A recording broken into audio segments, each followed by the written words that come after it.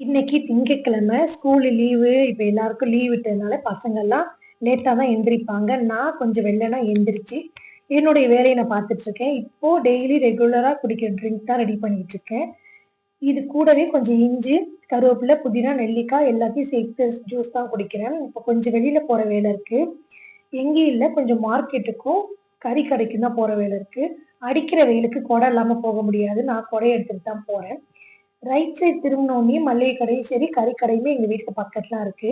கறிக்கடையில ஒரே கூட்டம். சரி ஒரு 1/4 மணி நேரம் வெயிட் பண்ண சொன்னாங்க. வெயிட் பண்ணி இருந்துட்டு, சிக்கன அடிச்சு புடிச்சு வாங்கிட்டு வந்துட்டேன். வந்த வேகத்துக்கு பசி வந்துருச்சு.